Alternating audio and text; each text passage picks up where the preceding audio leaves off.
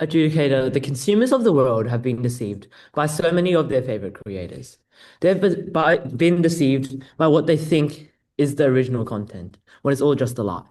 They are the victims of false advertising, and the entertainment industry is beginning to lose passion and is instead becoming profit-centered.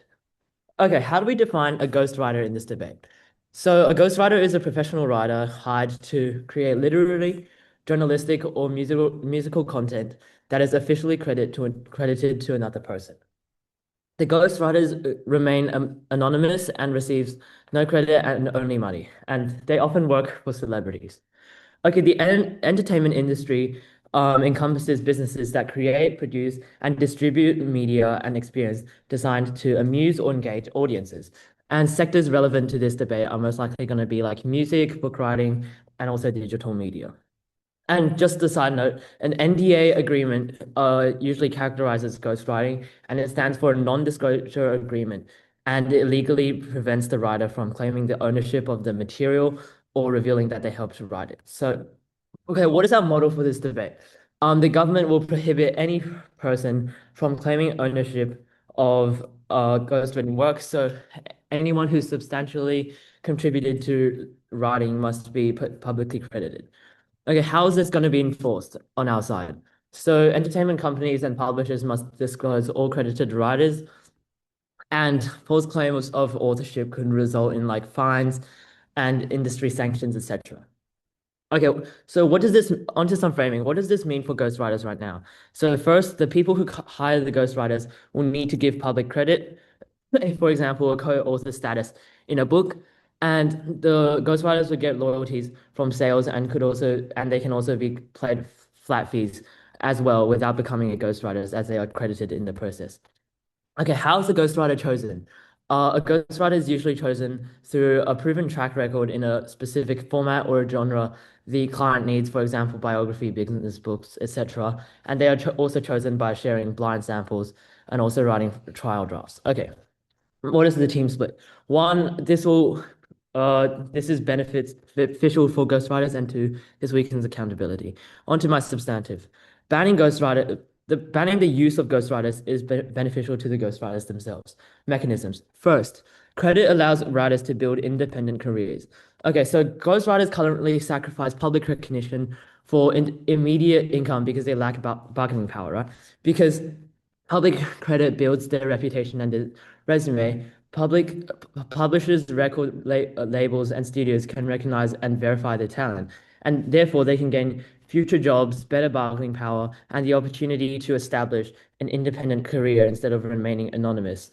And this means that more talented writers stay in the industry rather than giving up or remaining invisible. And it also offers a more stable path to moving up, whereas otherwise you would just rely on like referrals, word of mouth, etc. Okay, secondly, the second mechanism is that it makes it easier for co-writers to call out their mistreatment and underpayment because they're not actually signing NDAs that force them to be secretive. And thirdly, it makes it openly acceptable to use co-writers in the industry because the biggest names are the ones to firstly openly declare it, because they are the biggest names are usually the most time constrained, and they have the most durable fan bases who will listen to their content regardless of whether or not they use co-authors. And this shifts attitudes among ordinary listeners who now judge medium-sized artists less harshly for using co-writers. And this incentivizes a set of artists who don't currently use ghostwriters. Okay. The impact of this argument is that we increase the number of jobs, better conditions, and allow for more flexibility and career progression. Thank you. As the con side, we would not ban ghostwriters because we believe that more and more celebrities will be using them, and it can also benefit the ghostwriters. Our definition for ghostwriters is that ghostwriters are people who write under the name of celebrities or people who pay them, usually famous people who either does not know how to write things or is very bad at writing things. Our policy is that we should not we should avoid using ghostwriters, but if we cannot avoid it, then we should use them. I have two arguments. Our first argument is that it can create more jobs for writers like ghostwriters who are good at writing but cannot be better than famous writers who do not use ghostwriters. Why is this true? When more and more celebrities are created, more ghostwriters will be needed because most celebrities use ghostwriters. And since they use ghostwriters, it's because that they either need to multitask or that they do not know how to write that thing and need help with that. Why is this true? The impact is that most celebrities need ghostwriters so they can multitask and also focus on other things that are much more important than that. My second argument is that ghostwriting is like editing, so it still represents the author. Why is this true? When ghostwriting is done, he or she, the ghostwriter, needs to have a solid idea of what the person who pays them wants. So in order to have that, the celebrity or the person who pays the ghostwriter needs to think of ideas and give them ghostwriter unless they write it themselves. So with these ideas, ghostwriters can better write what they want instead of just writing what they think and messing up the whole thing. So editing is also like that. You give the editor what you wrote, and then he or she edits it and makes it better. And ghostwriting is just making original paragraphs or books better and improving it or finishing it.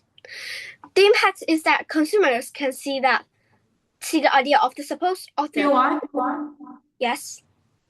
If you said that ghostwriters are just like editors, why do editors receive full authorship credit and write the entire content rather than only like refining an existing draft?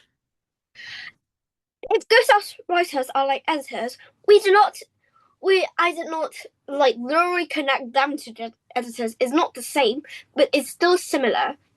Okay, so that answers your question. Okay, so the impact is that consumers can still see the idea of the supposed author in the ghostwriter's book that was published under the name of the celebrity or the person who pays them. So to prove that point, at all, ghostwriters is like editors, but not the same. They are only similar to them and do the similar jobs of them. So this is why we should not ban ghostwriters. Thank you. Two things in the speech, one rebuttal, second an argument. So they stated that ghostwriters create jobs because they might not be good enough to compete against better writers in the industry. However, this claim is flawed because it assumes a normal competitive writing market when ghostwriting operates as a different labor debate entirely. This assumption is wrong because ghostwriting jobs are not allocated through a public ranking of best writers win. Instead, they exist because clients are buying a specific service. They're writing under someone else's name with confidentiality. That demand does not depend on being better or worse than other writers. Okay, now onto my argument. Ghostwriting weakens accountability. Some context. Public authorship functions as a promise. If a name appears on a speech, book, or article, that person is understood to have created, endorsed, and be capable of defending the ideas within it. This connection between name and knowledge is what allows audiences to hold individuals accountable for their public claims. Three mechanisms. One, the named author cannot genuinely. Two mechanisms. One, the named author cannot genuinely defend their work. Ghostwriting separates the person from the intellectual process behind the content they are associated with. The named author often receives a finished product rather than building the argument themselves. Why does this matter? Because accountability depends on the ability to justify claims when challenged. If someone cannot explain the reasoning behind their own statements, external scrutiny loses its function. Why does ghostwriting create this gap? Because understanding emerges from constructing arguments step by step, not not from like receiving them in completed form. A ghostwritten piece bypasses that process. Why is that significant under pressure? Because public figures are not only judged on what they say, but on whether they can respond to disagreement, criticism, or fact-checking in real time. Without ownership of the reasoning process, responses become memorized or superficial rather than informed. Why does that weaken accountability? Because the public cannot distinguish between genuine conviction and borrowed language. The expectation that a named author stands behind their reasoning becomes untestable in practice. Second mechanism, responsibility becomes blurred. Ghostwriting introduces multiple actors into a single public claim. The writer who produces the content and the named author who publishes it under their identity. Why does this matter? Because accountability systems rely on identifying a single responsible agent for a claim when harm occurs. And why does ghostwriting disrupt this? Because each participant holds partial involvement that can be framed as non-decisive. The ghostwriter may point to instructions, while the public figure may not, may point to like lack of direct authorship. And why does this matter in like real cases of harm? Because when misinformation or harmful advice emerges, investigations depend on tracing intent and decision making. Split authorship prevents a clear reconstruction of who controlled what aspect of the content produced. Why does this persist rather than resolve? Because both parties retain plausible explanations that deflect full responsibility, making blame assignment negotiable rather than definitive. What's the impact of this argument? When audiences repeatedly encounter influential work that cannot be clearly traced to a single accountable mind, the link between authorship and responsibility weakens. And over time, this reduces confidence that public statements reflect genuine understanding or commitment from those who present them. Why does this matter? Because trust in public communication relies on the assumption that speakers and writers are answerable for their claims. Once that assumption becomes unreliable and is broken, skepticism extends beyond individual cases to the credibility of public discourse itself. Some way, ghostwriting may increase efficiency in content production, but it introduces structural ambiguity into accountability. That ambiguity affects every domain where public claims influence decisions, because responsibility depends on clarity over who genuinely owns and can defend what is said. For these reasons, proud to propose. Thank you. First, I will give some rebuttal of the other side. First, the other side said that when we ban the ghostwriter, those ghostwriter will be famous because they write better than the others. However, this is not true. Do you guys haven't seen that some ghostwriter don't want to be famous? Famous is good for some people, but other people think famous is bad because many people know you. They will know the secrets of you. This is not good for some people because they want to be a normal people in the world. They don't want to be that famous. So this argument is not good for some other ghostwriter. And the second rebuttal is that you guys said that when we ban the ghostwriter, it is good for the ghostwriter because it will be good, better and famous. However, this is not true. The mainly job of ghostwriter is they need to keep the writing secret, and they cannot tell others they write the writing because the people that see the book or sing or listen to the song is they want to listen the songs that write by their like one person, for example, the singer that is very famous, his fans want to listen to her song. When we open the ghostwriter, and those ghostwriter have name, and those people know that is the ghostwriter write that, so they will not look the book, and the famous people will lose job and the ghostwriter will both lose job. So I think it is both bad for the famous people and both bad for the famous people and the ghostwriter, because the fans will know that the famous people trick them, the singer trick them, the tricker lie, and the singer lie because he harmed the ghostwriter, and the ghostwriter and the fans don't want to listen to the ghostwriter's song, so the ghostwriter will also lose job. So this is bad for both. So depends on this. I think this argument is also not good. I will start my first argument now. This argument is that ghostwriter produce many jobs for those poor people. Nowadays, AI replace many jobs. So those poor people that don't have that much good skills or lose job. And this impact is that they are very poor, no money to life. So this is a very important and very serious problem when we not banning the ghostwriter. When their writing skill is good, they can write for the famous people. They can get money and they can enjoy the time they are writing. Maybe they like write. They can enjoy the time they are writing, and they can have money to live and give their child. So this is both good. Based on this argument, please vote for us, and I think we should win this debate. Thank you. The opposition argues that ghostwriting is necessary due to the pressures of the entertainment industry.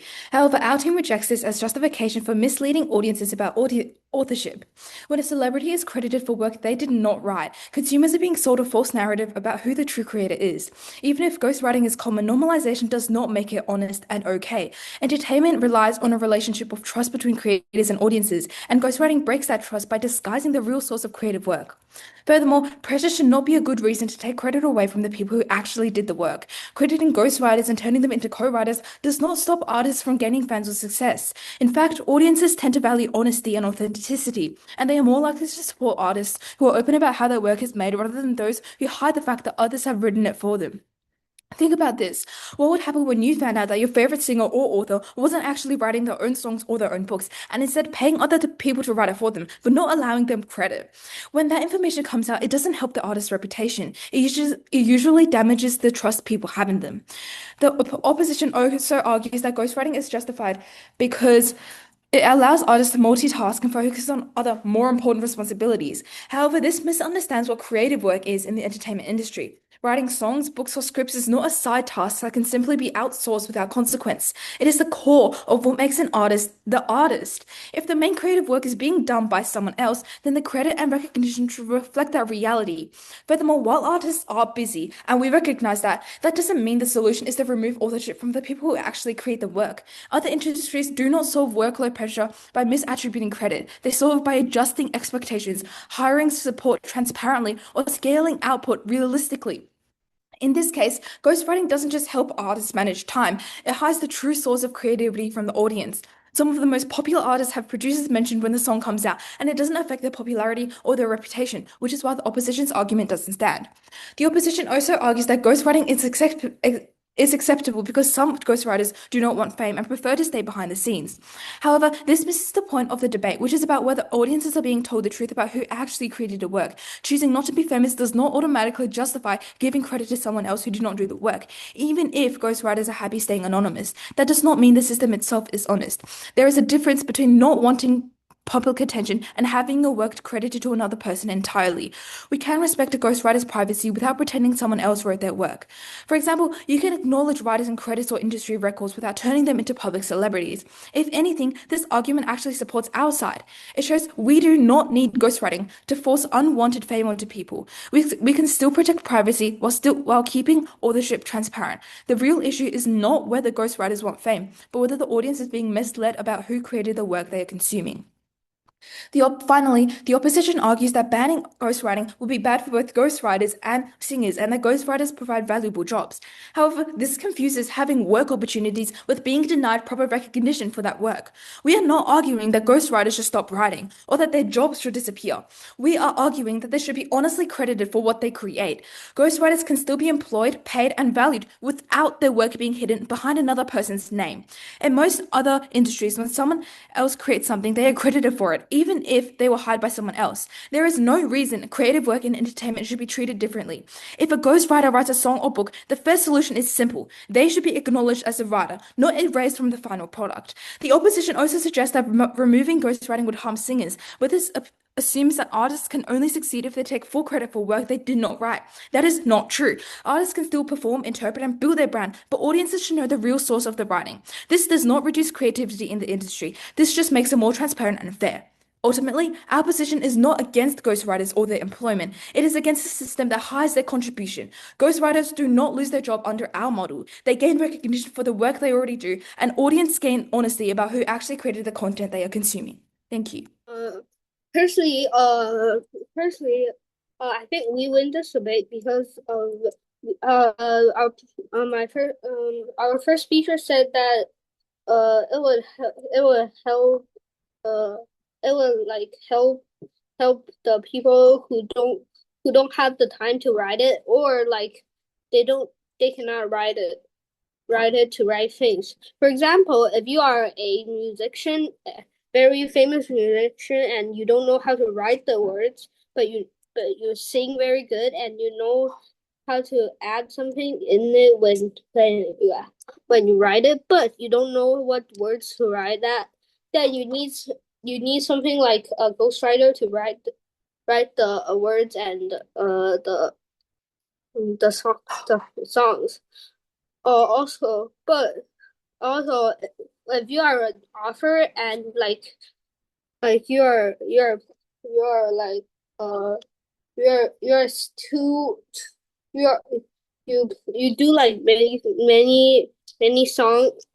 books every day, and you don't have that much time, then you need a ghostwriter to help you write it. And You know why? yeah. In what scenario, like why couldn't like the artists like push back their schedule and allow them more time and or credit the ghostwriters or just not use ghostwriters at all? Like in what scenario would they have to be so busily scheduled that they have no choice but to hire a ghostwriter? Maybe like some of their family are in the hospital, or like they have too many books to write. Okay, back to my own point. Also, what I'm saying, like our second speaker also said that it would help people to like wait. I have nothing to say. Thank you. Please vote for comment.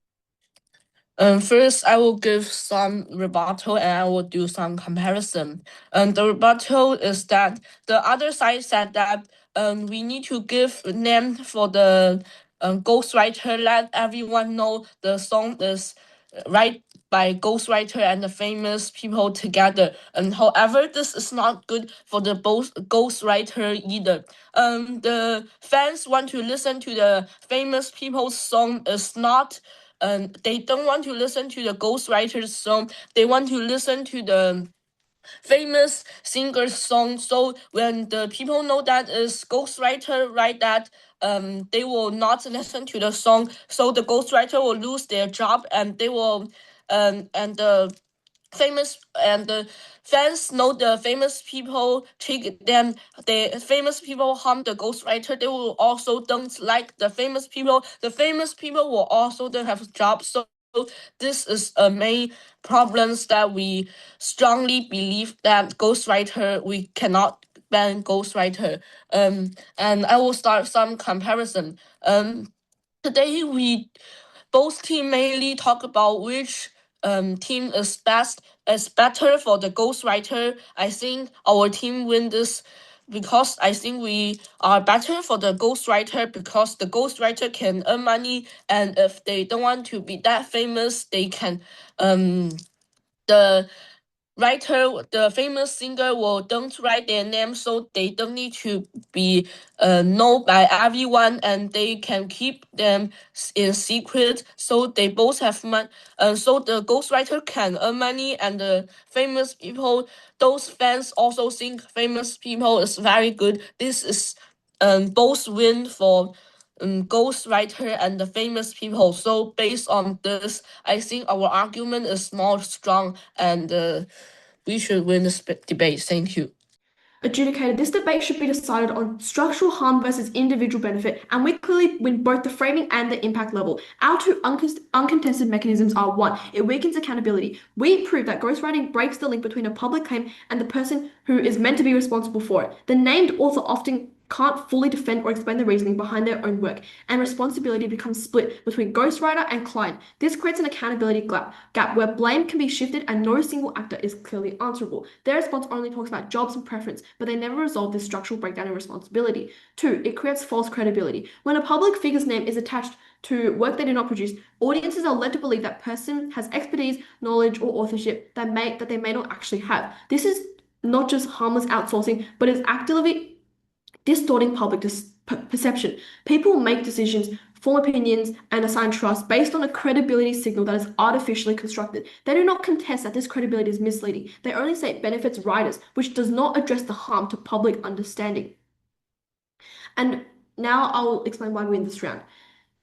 Op's entire case sits at the level of individual benefits, jobs, and anonymity. But both of these are outweighed by our arguments and by system-level harms that we establish and they fail to rebut. One, breakdown of accountability in public discourse, and two, distortion of credibility and trust and expertise. Even if ghostwriting creates employment, that benefit cannot justify a system where the public can no longer reliably trust that a named author is responsible for their own ideas. Therefore, we win because we are the only side that proves a long-term structural impact on public trust and responsibility, while their arguments remain limited to isolated personal advantages. For these reasons, proud to oppose. Thank you. Proud to propose. Thank you.